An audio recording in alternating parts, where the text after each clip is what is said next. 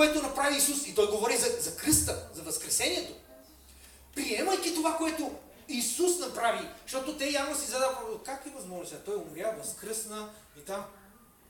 Не се съмнявайте. Не се съмнявайте, казва. И говори на тях. Не се съмнявайте. А вярата, за която Павел казва, говоря, е вътре в сърцето ти. Но тя е в сърцето ти. Би трябвало устата сама да говори това. Амин? Добре. Това е един от примерите мънички. Ще дам две, мисля, че са малко по-силнички, които говори как тези мои братя се опитват да бъдат с Бога, но да се опитват да вършат закон. Дай ми... Галантя... Моля? Катър. Добре, дай да видим кое ще сложим. Първо ще сложим Деяния на апостоли 15 глава, събора на моите други братя. Да, първи стих. Да. Това са нещата, братя. Няма друго. Ще приключим, нали? Изморихте ли си? Знаете ли, ще ви дам примери? Защото искам да съм до край ясен, че всичко, което говоря, го говоря от Библията с една единствена цел. Не да се правим, че много знаем, защото да може да се промени живота ви.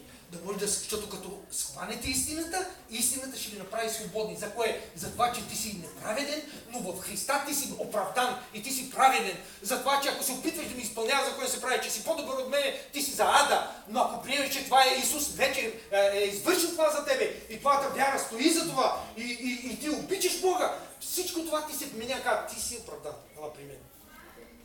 Ти си праведен. Влез в благодата. Страшно нещо за благодата. Ти ни говори за благодата, ама ми караш. Никой не те кара да грешиш. Напротив, искам да ти кажа нещо. Ако закона, братя, беше по-добър, Библията говореше, не четохме Евреи, ако беше закона по-добър, нямаше нужда Исус да дойде и да стане, да има нов завет, казва.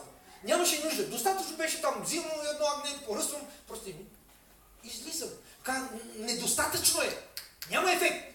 Има друг ефект. Изпраща на Исус. Кръвта отива, отваря врати, приемаш го, свободен си. Що не го вярваме това? Що не го вярваме? Какви сме ти вярващи? Добре. Ефесяни. Побеше да. Деяния на апостолите. Да. Деяния на апостолите от първи до... Побеше там. От 5 до 7. Така ли беше? Добре. Павел ходи, върши неща, чудеса.